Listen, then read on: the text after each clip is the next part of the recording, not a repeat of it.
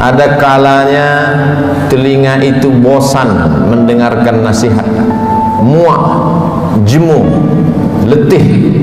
Ada kalanya akal itu tidak lagi bisa diajak untuk berfikir, susah, payah, karena sudah terlalu penuh dengan berbagai macam maklumat, informasi, penderitaan dan kesusahan.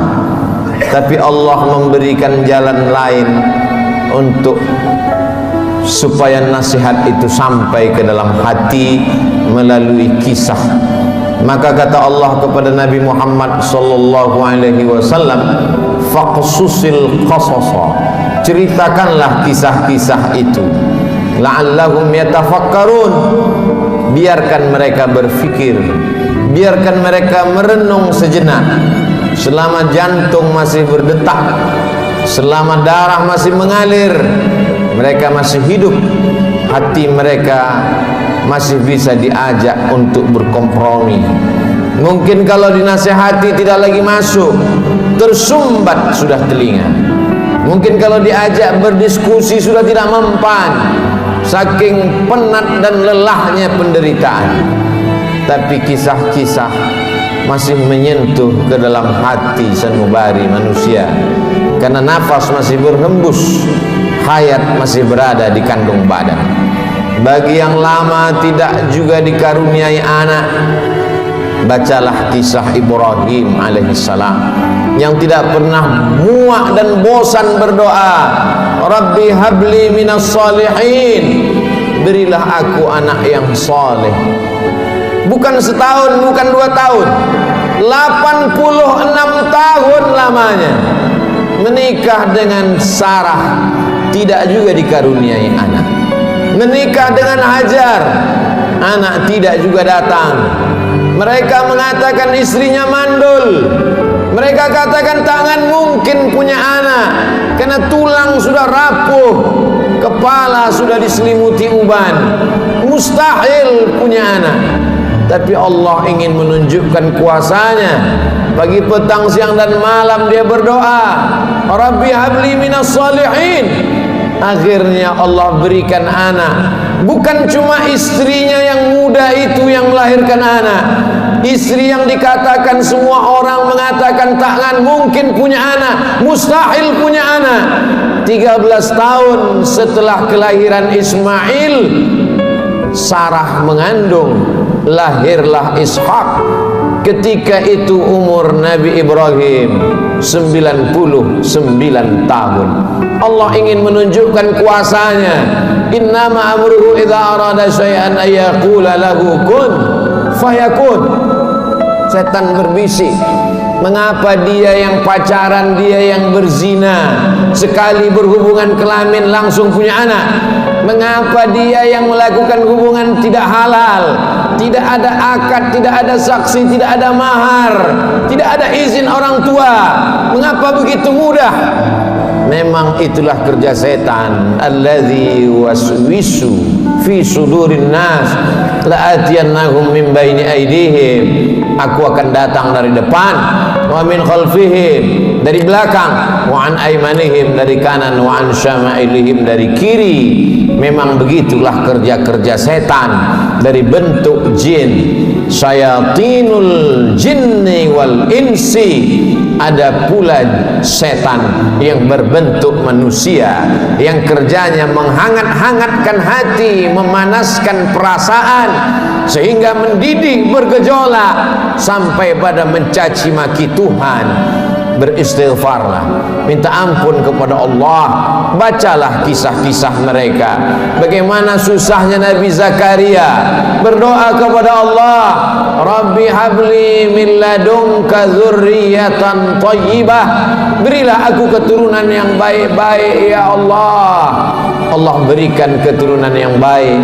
Anak itu bernama Yahya, seorang perempuan lama tidak punya anak, namanya Hannah. Dia berdoa kepada Allah, Rabbi ya Allah, inni aku nazartu, bernazar, laka ma fi batni muharrara, kalau aku punya anak, kalau aku bisa mengandung, anakku ini akan kujadikan muharrara khalisan li khidmati Baitul Maqdis. Dia tidak akan menjadi petani, dia tidak kusuruh bercocok tanam, dia tidak akan mencari ikan di tengah laut menjadi nelayan, dia tidak akan menjadi pegawai kerajaan.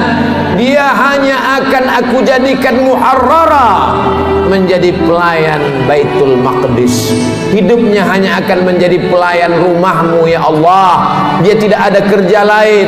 Kuwakafkan anakku ini untukmu ya Allah. Fataqabbalaha rabbuha, Allah kabulkan doanya biqabulin hasanin wa ambataha nabatan hasana. Anak itu tumbuh dengan pertumbuhan yang baik. Wa inni sammaituha Maryam, anak itu aku beri nama Maryam. Wa inni u'idzuha bika wa dzurriyyataha, aku minta perlindungan kepada engkau, bukan hanya kepada dia, wa dzurriyyataha, tapi sampai kepada anak cucunya, minasyaitonir rajim, supaya jangan sampai dia diganggu, digoda oleh setan yang terkutuk. Begitulah mereka orang-orang yang soleh. Ibrahim, Zakaria, Hannah, suaminya Imran, satu surat khusus untuk mereka. Nama suaminya Imran, nama istrinya Hannah. Hannah melahirkan anak Maryam, Maryam melahirkan anak Isa. Mereka orang yang dekat dengan Allah, tapi tetap diuji oleh Allah. Mereka orang yang dipilih Allah, tapi hidup mereka juga penuh dengan penderitaan dan kesusahan. Lalu siapa kita yang baru sekali dua menempelkan kening ke lantai bermunajat kepada Allah, merasa hidup mesti senang, hidup mesti tenang, hidup mesti kenyang, padahal kita tak layak untuk menenteng sandal alas tapak kaki mereka. Kita bukan apa-apa dan kita bukan siapa-siapa. Bagi yang hidupnya selama ini berada di istana yang megah dan cantik, penuh dengan emas, berlian, permata, harum, semerbak, tiba-tiba tercampak dan terbuang, bacalah kisah Musa alaihissalam. Dibesarkan di istana Fir'aun, lengkap dengan pelayan, makanan pakaian terjaga bersih rapi, penuh dengan dayang-dayang, sampai akhirnya dia melihat ada dua orang yang sedang berkelahi. Fawakazahu Musa, Musa melerai, jangan kalian bergaduh, jangan berkelahi. Tapi kedua orang ini tidak juga menghentikan perkelahiannya. Fawakazahu Musa, Musa meninju dan memukulnya. Orang yang dipukul itu mati, dan kebetulan yang mati itu adalah masyarakat kelas atas, masyarakat keluarga Fir'aun. Musa takut, dia pergi bernaung di bawah kayu yang rindang sambil berpikir meninggalkan istana Fir'aun yang megah, gagah, perkasa. Ketika Nabi Muhammad SAW Isra Mi'raj, Nabi melihat dari Burak turun ke bawah. Dia lihat ada pohon yang rindang di tengah gurun pasir. Nabi bertanya kepada Jibril alaihissalam, pohon apa itu Jibril? Jibril menjawab, itulah pohon tempat bernaungnya Musa alaihissalam ketika dia terusir dari istana Fir'aun. Ayah tidak ada, ibu tidak ada, istri tidak punya, anak apalagi, sebatang kara terbuang jauh dari istana. Satu-satunya berpegang teguh hanya kepada Allah. Orang yang bersama dengan Allah hatinya menjadi ramai walaupun dia di tengah kesunyian. Orang bersama dengan Allah dia bahagia walaupun dia dalam kesusahan dan penderitaan. Orang yang bersama dengan Allah tak pernah putus asa. Bersama dengan harta akan binasa, bersama dengan kemegahan, kemuliaan, jabatan akan berakhir. Bersama dengan dia, siapa dia? Al-Hayyu, Maha Hidup. Bersama dengan dia, siapa dia? La ta'khudhuhu sinatun wala naum. dia yang tak mengantuk dan tidak tidur. Ternyata itu hanya skenario Allah. Allah ingin melepaskan Musa dari kungkungan harta benda, dari cengkraman kekuasaan Fir'aun terlaknat. Allah ingin mempertemukan Musa dengan guru yang bijaksana, Syuaib namanya. Dari kejauhan Musa melihat orang ramai. Ternyata mereka ngantri untuk mengambil air di sebuah sumur tua yang pintunya tertutup batu yang besar. Tidak sanggup mereka menggeser batu itu, walaupun mereka berkumpul beramai-ramai. Musa dengan kekuatan yang dititipkan Allah menggeser batu itu. Dengan mudahnya tutup sumur terbuka. Nabi Musa melihat ada perempuan yang jauh di barisan belakang. Dia panggil perempuan itu untuk mengambil air. Ternyata perempuan itu membalas budi Musa. Dia mengajak Musa untuk berjumpa dengan ayahnya, karena ayahnya lama mencari pengembala kambing. Apa kata si anak? Inna khaira man ista'jartal qawiyul amin. Kalau kau ingin mencari pengembala kambing ayah, selama ini kau susah mencari anak muda, pilihlah anak muda ini. Dia orangnya jujur dan amanah. Dari mana kau tahu dia jujur? Ketika dalam perjalanan tadi aku di depan, dia di belakang. Angin bertiup kencang, pakaian lekuk tubuh terlihat. Dia suruh aku ke belakang, dia ke depan, karena dia tidak ingin melihat yang dilarang Allah. Dari mana kau tahu dia kuat? 30 orang laki-laki ingin menggeser batu besar dari pintu sumur yang menutup. Tak sanggup mereka sampai dia datang. Akhirnya Musa dinikahkan dengan anak Syuaib dengan mahar samaniyah hijaj, 8 musim, 8 tahun lamanya mengembalakan kambing. Musa ulul azmi, banyak manusia tapi tak banyak yang dipilih menjadi nabi. Banyak nabi tapi tak banyak yang dipilih menjadi rasul. Banyak rasul tapi tak banyak yang dipilih menjadi ulul azmi. Musa salah satu ulul azmi. Musa yang diajak Allah untuk berbicara. Wa kallamallahu Musa taklima. Tapi sungguh pun begitu, pernah juga dia merasa terasing, kesunyian, kesepian, tercampak, terjatuh dari istana yang megah. Lalu siapa kita? Kita sedang diajak Allah untuk membanding-bandingkan diri dengan orang-orang yang soleh, yang hebat itu.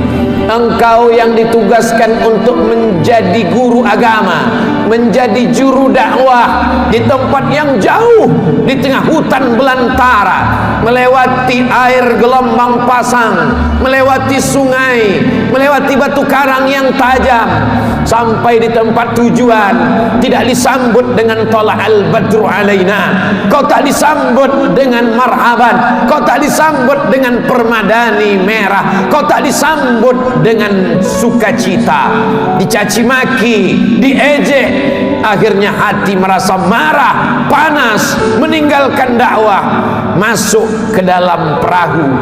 Perahu terombang-ambing di tengah lautan. Nampaknya barang-barang mesti dicampakkan. Satu persatu barang-barang dibuang ke laut. Namun perahu tetap juga penuh akan tenggelam. Mau tidak mau, suka tidak suka, penumpang mesti diundi, dan undian itu jatuh ke tanganmu 3 kali. Kalau sudah 3 kali tak ada pilihan, kau mesti dicampakkan ke tengah laut. Mulut ikan nun sudah siap menganga menelan, berada dalam 3 kegelapan: gelap malam, gelap lautan, gelap perut ikan.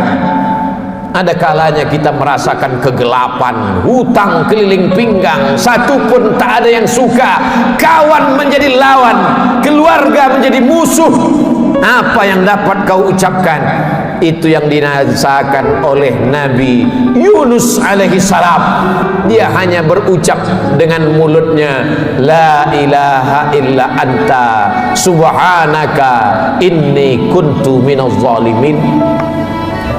La ilaha illa anta, tiada Tuhan selain engkau. Subhanaka, maha suci engkau.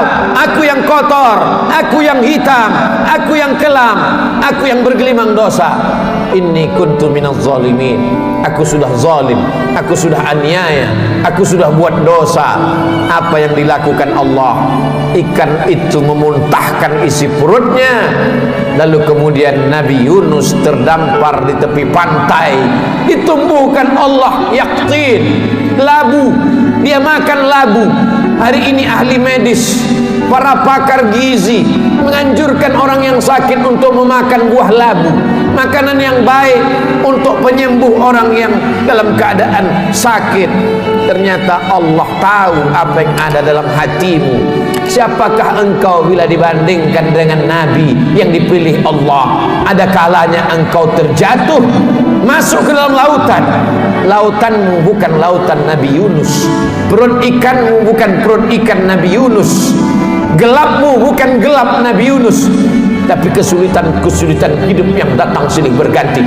Tak ada yang dapat kau lakukan kecuali berkata, La ilaha illa anta, subhanaka, inni kuntu minaz zalimin.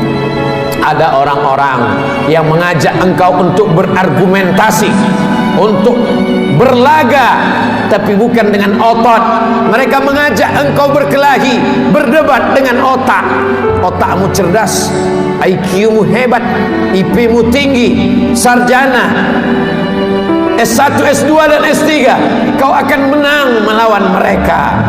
Mereka bertanya, a'anta fa'alta hadza bi alihatina? Kaukah yang sudah menghancurkan berhala-berhala kami? Kaukah yang sudah meluluh lantakkan sembahan-sembahan kami? Dengan ringan dia menjawab, bal fa'alahu kabiruhum hadza. Bukan aku yang menghancurkannya. Yang menghancurkan berhala ini, patung-patung ini adalah patung yang paling besar. Lihat dari lehernya ada kampak. Dialah yang sudah menghancurkan. Ternyata orang-orang yang hebat berargumentasi itu, ketika dia kalah, dia tidak pakai otaknya, tapi yang dia pakai ototnya, yang dia pakai tenaganya, yang dia pakai kekuasaannya, yang dia pakai jabatannya. Kumpulkan semua kayu-kayu, bakar. Mereka membakar Nabi Ibrahim karena kalah berdebat dengan otak. Mereka pakai otot, jabatan, kekuasaan, tenaganya mereka pakai. Bakar, harriquhu, bakar dia. Tidak ada tempat berserah diri kecuali Allah. Nabi Ibrahim hanya meminta, bermohon kepada Allah. Apa yang dikatakan Allah, apa yang dikirimkan Allah. Allah tidak kirim tayran ababil. Allah hanya berkata, ya nar, wahai api, kuni bardan, sejuklah, wasalaman, selamatlah ala Ibrahim. Api itu redup, api itu yang selama ini membakar, menghanguskan, meluluh lantakkan, membinasakan. Tapi kali itu Ibrahim keluar dari api unggun dalam keadaan salaman ala Ibrahim, selamat untuk Ibrahim. Ibrahim kita ucapkan bukan sekedar pemanis bibir di ujung lidah. Ibrahim kita sebut kama sallaita ala Ibrahim wa ala ali Ibrahim, kama barakta ala Ibrahim wa ala ali Ibrahim. Kalau anakmu mati, ternakmu mati, kebunmu kering kerontang, segala penghasilanmu hilang, tak cukup sampai di situ, penyakit pun datang, orang-orang menjauh. Bacalah kisah Nabi Ayub alaihissalam. Adakah Nabi Ayub berkeluh kesah? Adakah Nabi Ayub berkata, aku ini Nabi, kenapa anakku mati? Aku ini Rasul, kenapa ternakku mati? Kenapa kering kerontang? Dia hanya berkata, Rabbi, ya Allah, anni massanyad dur, aku kena penyakit ya Allah, wa anta arhamur rahimin, engkau maha penyayang di antara yang sayang. Tidak ada Nabi Ayub berkata sehatkan aku. Nabi Ayub tak minta sembuhkan aku. Dia hanya berkata, anni massanyad dur, aku kena penyakit ya Allah, wa anta arhamur rahimin, engkau maha penyayang di antara yang sayang. Dia malu meminta kepada Allah, dia malu berkeluh kesah kepada Allah, dia malu. Malu adalah satu cabang dari iman.